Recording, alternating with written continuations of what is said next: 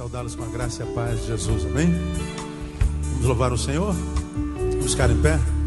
Dá um abraço no irmão que está do seu lado direito, esquerdo. Diga, amado, que Deus te abençoe nessa noite. Que o Senhor te ache no meio dessa multidão que começa a se formar. Que o Senhor derrame óleo de alegria sobre a tua vida, que traga respostas e bênçãos e crescimento espiritual e conhecimento da sua palavra nessa noite.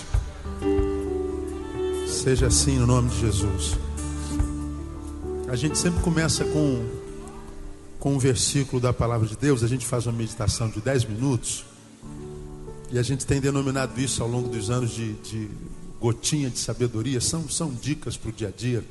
A gente sempre começa com essa gotinha de sabedoria nos cultos de quarta-feira. Eu queria levar você hoje para Mateus capítulo 12. Mateus capítulo 12.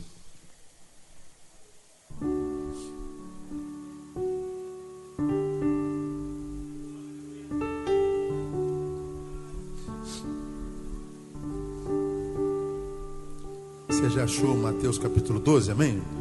Vamos lá no versículo 25.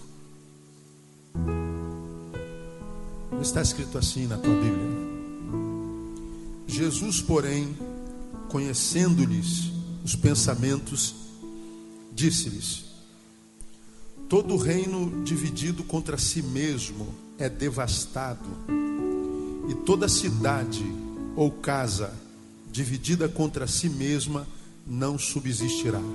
Vou repetir: todo reino dividido contra si mesmo é devastado, e toda cidade ou casa dividida contra si mesma não subsistirá. Repita após mim, por favor: toda cidade ou casa dividida contra si mesma não subsistirá. Não subsistirá, diga. Amém? Senta um pouquinho. Essa palavra, uma palavra que Deus me deu na segunda-feira, na minha devocional. E é mais um daqueles versículos que Deus usa para falar com a gente, quando a gente às vezes pede a Deus respostas para perguntas que às vezes nem tem resposta, né? A gente tem aprendido que os grandes dilemas da vida, em grande escala, não traz consigo justificativas ou respostas. Por que coisas boas acontecem a pessoas ruins, por exemplo? E mais, por que coisas ruins acontecem a pessoas boas? Não é? A gente às vezes está no enterro de uma criança de 12 anos, como foi agora.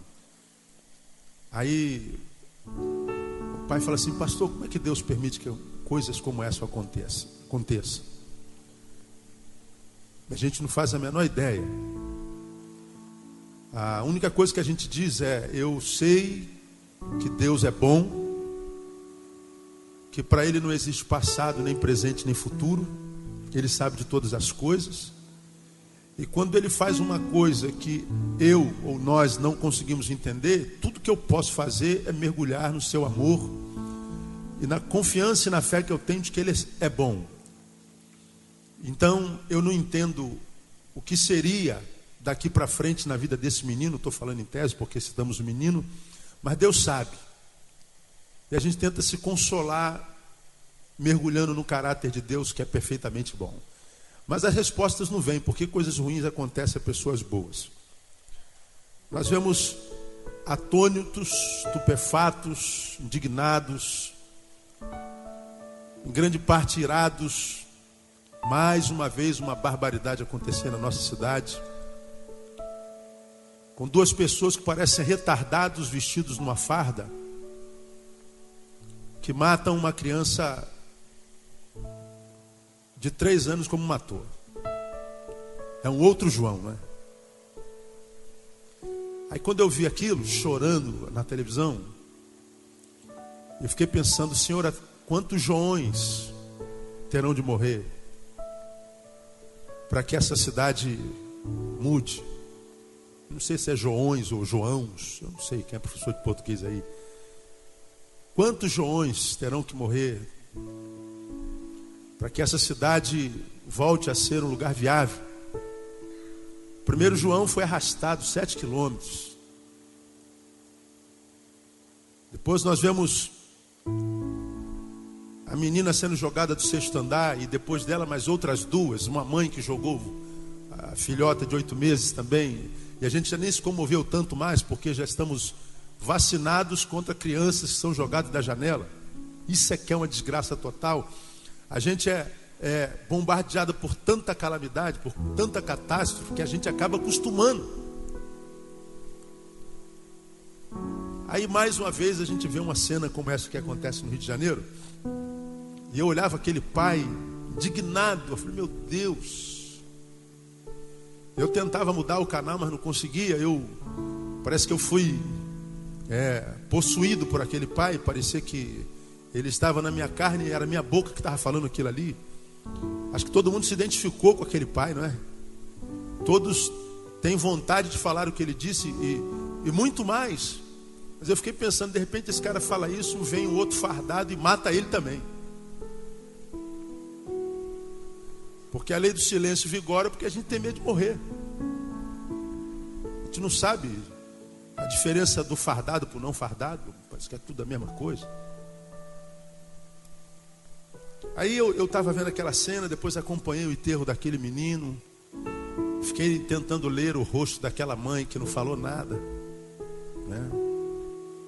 Ao pai nós ouvimos, e o pai provavelmente se cure mais cedo do que a mãe, porque ele está vomitando.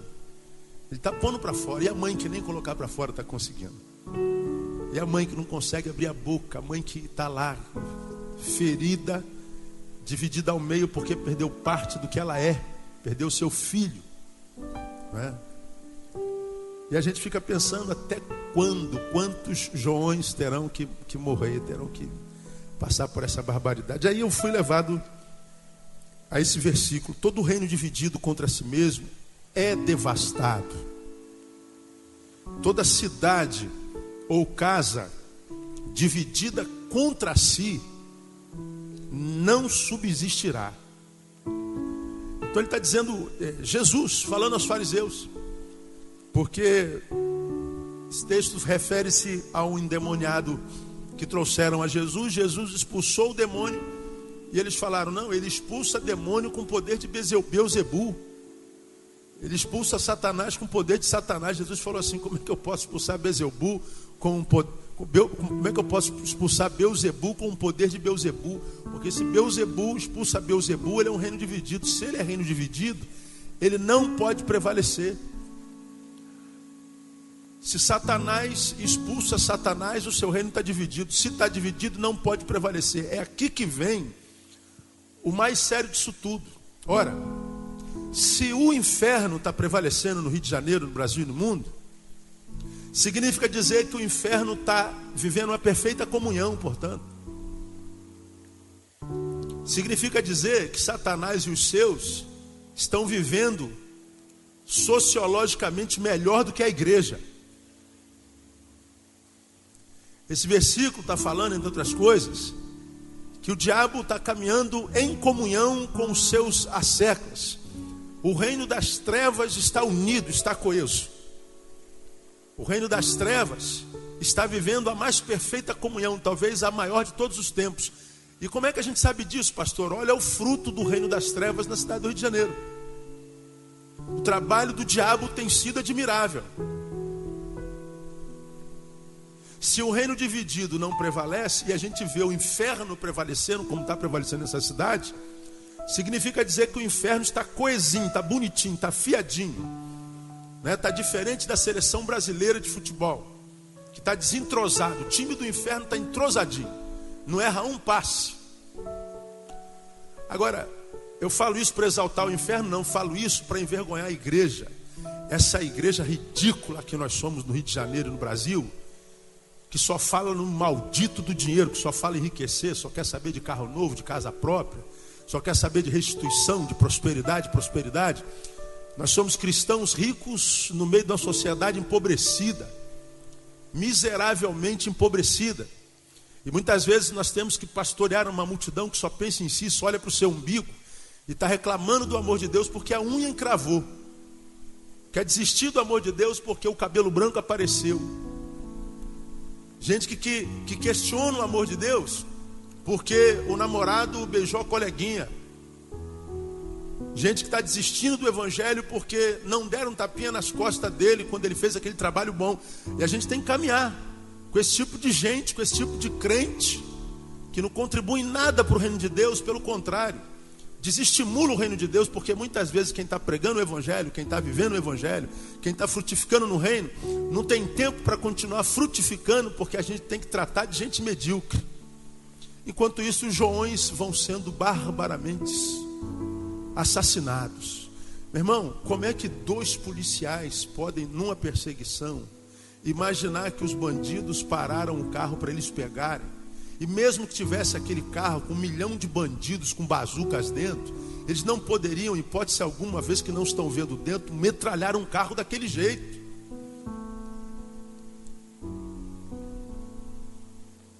Ou então qual seria o procedimento? É só não ser retardado.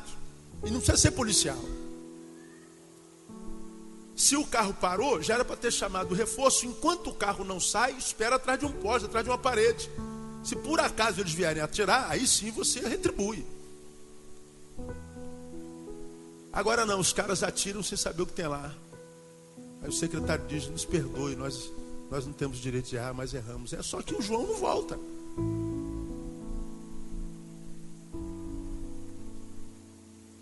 Cara, eu fiquei vendo aquele enterro, aquela mãe em cima daquele caixão. Pô, podia ser minha filha, podia ser o meu carro, podia ser o teu carro, cara.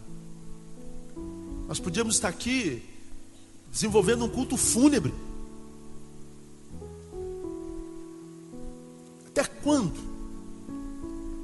Agora, a Bíblia continua sendo palavra de Deus, enquanto os crentes estão discutindo quem tem mais poder, quem tem menos poder. Esse charlatanismo que existe no nosso meio, esses pastores pústulas que estão aí, só pensando em dinheiro, formado nas coxas, que era dono de galinheiro e não foi competente, o galinheiro faliu, abre uma igreja, se diz pastor, pregando o evangelho que não tem nada a ver com o reino, formando uma multidão de gente que não influencia nada na sociedade na qual está plantado, porque a gente acha que servir a Deus é ser enfiado dentro de um templo e se dá bem.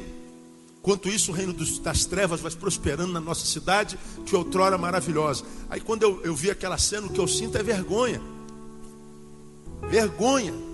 Não é só solidariedade com a família, não, é vergonha de fazer tão pouco, de pregar tão pouco, de estar tão pouco na rua, de ensinar tão precariamente como é ser cristão. Então, se o inferno está fechadinho, o reino de Deus está dividido, irmão. E o reino dividido não pode prevalecer. O culpado disso somos nós, é a igreja. O culpado da cidade está assim, é o pastor Neil. O culpado da igreja está assim, é você. Coloca o teu nome lá, nós, somos nós. Somos nós que estamos criando impérios gospels. Estamos criando impérios evangélicos. Os pastores que estão enriquecendo, estão dizendo isso é a bênção de Deus, enquanto a cidade empobrece. A gente só vê o nosso umbigo. Então tudo que eu tenho pedido a Deus é o seguinte: Senhor, nos dê a capacidade pelo menos de sentirmos vergonha. Porque lá em 2 Crônicas 7:14 continua dizendo: se o meu povo, que se chama pelo meu nome, se humilhar e orar, buscar a minha face, se arrepender dos seus maus caminhos, aí então eu ouvirei do céu, perdoarei os seus pecados, e a consequência disso é o que mesmo, irmão? Sararei a sua terra. Sua terra está doente. E o culpado disso somos nós, povo que não ora, não busca a sua face, não se arrepende dos seus maus caminhos. Portanto, Deus não ouve do céu. A gente vive de barraco em barraco evangélico, de igreja em igreja, de portinha em portinha, tendo a sensação diabólica de que estamos servindo a Deus, como se Deus precisasse da gente aqui dentro do santuário. Como que se vir a igreja fosse de fato expressão de quem serve a Deus. Quando a gente vem à igreja, já pregamos sobre isso aqui. Que tipo de serviço nós estamos prestando a Deus? Que tipo de serviço você está prestando aqui a Deus agora? Nenhum. Deus nos está servindo, não nós estamos servindo a Deus na igreja. Na igreja nós somos servidos. É aqui que Ele ministra a sua palavra, é aqui que Ele ordena a sua bênção, é aqui que Ele revela a sua vontade, é aqui que Ele nos dá a graça de desenvolvermos nosso dom enquanto coletividade. Então na igreja nós não servimos a Deus, nós somos por Ele servidos. Agora nós somos servidos para quê? Para servirmos do lado de fora quando a gente sai daqui, porque o campo é o mundo, nós somos o sal da terra, nós somos a luz do mundo. Então o meu desejo, minha ovelha amada e querida, minha igreja amada do coração, é que nós de fato possamos remar contra essa maré maldita da igreja evangélica nesse país. Uma igreja de gente parasita, de gente que só quer cargo, quer aparecer, quer discutir quem tem mais poder, mas que não consegue influenciar em nada na sua sociedade, não consegue nem ser ouvida na sua comunidade, não tem expressão nenhuma fora do templo, não vale de nada. Eu estou plenamente convencido que da mesma forma como Deus rejeitou a Israel, povo eleito, Deus vai rejeitar essa igreja que está no Brasil aí. E o que eu tenho dito a Deus, Senhor, eu quero estar no meio daquela minoria, porque a Bíblia diz, muitos são chamados, mas poucos são os escolhidos. Então tenho tentado pregar os irmãos, ensinar os irmãos como é ser crente fora da igreja, como é ser gente. A gente tem aprendido aqui, quanto mais santo, mais normal. Quanto mais santo, mais gente boa. Quanto mais santo, mais simples. Não tem pirotecnia, não tem roupagem, não tem estereótipos, arquétipos. Não, quanto mais perto de Jesus, mais humano a gente é. E quanto mais humano, mais a gente consegue alcançar os homens. Porque essa sociedade está rejeitando a igreja com toda razão. Agora aparece outro deputado crente e lança um projeto de lei na Câmara para destituir Nossa Senhora da Aparecida de ser a padroeira de Brasil e colocar Jesus como padroeiro. Olha a briga que o cara está comprando, a troco de quê? Troco de quê? Ela é padroeira para vocês? É? Não. Então deixa eles pensarem que ela seja.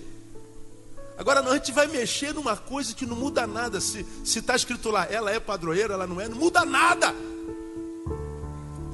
Aí já está a outra vertente dos deputados lutando já contra o outro.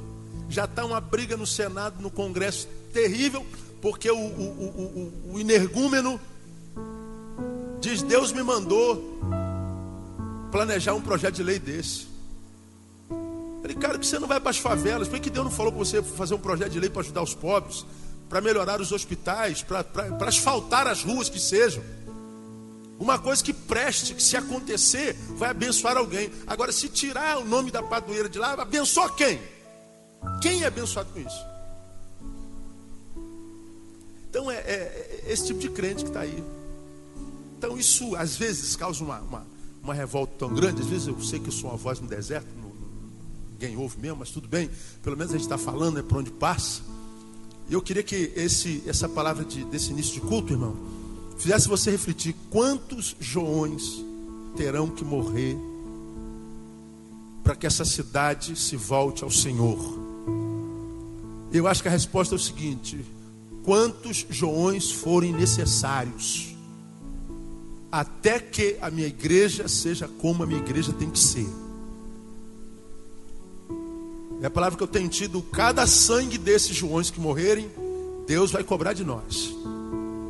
Deus vai cobrar de nós. Porque a terra está ferida, porque nós não somos o que temos que ser. Porque a promessa é o seguinte: o dia que vocês forem o que tem que ser, a minha promessa continua de pé. O Rio de Janeiro será sarado no nome de Jesus. Então só precisamos ser o que nós somos. Mais nada. Mais nada. Ele está falando, não precisa pedir, não precisa fazer campanha, não precisa subir monte, não precisa dar oferta mais gorda, não precisa fazer jejum, não precisa deixar de raspar a perna, não precisa botar terno e gravata, não precisa deixar coque crescer, não precisa ficar feio, não precisa falar língua estranha, não precisa fazer milagre, não precisa fazer nada. Só precisa ser o que tem que ser. Se o meu povo, que se chama pelo meu nome, se humilhar, orar, buscar a minha face, se arrepender dos seus pecados. Só isso, não precisa pedir nada, é só ser. Se a igreja for, não precisa abrir a boca, não precisa usar a boca, só precisa ser, não precisa fazer nada, só e tão somente apenas ser, mais nada. Portanto, a igreja não é. Enquanto o reino das trevas está fechadinho, coeso, e desenvolvendo o seu ministério com profusão, com sucesso, porque o reino das trevas tem por chefe Satanás, e a obra dele é uma obra tríplice. Ele veio senão para quê mesmo? Matar, roubar. Olha, leia o jornal, abra a janela, vê o jornal. Morte, roubo, destruição é a marca do tempo que se chama hoje. Portanto, o reino das trevas está muito bem sucedido. Por quê? Porque o reino dividido não pode persistir. Qual o reino que está dividindo? É o reino do reino de Deus. São os que se dizem cidadãos do reino de Deus. Então que esses episódios calamitosos, irmãos, possam pelo menos gerar vergonha em nós, em você, em mim. Que o que a gente vê acontecer na cidade do Rio de Janeiro possa pelo menos nos fazer refletir com que tipo de crente porcaria nós somos. Que tipo de testemunho nós estamos dando. Aí você fala, ninguém tem nada a ver com isso. Você acha que quando você brinca de ser crente, é um aqui, é outro lá fora, você não está frutificando? Você não está dividindo o reino de Deus?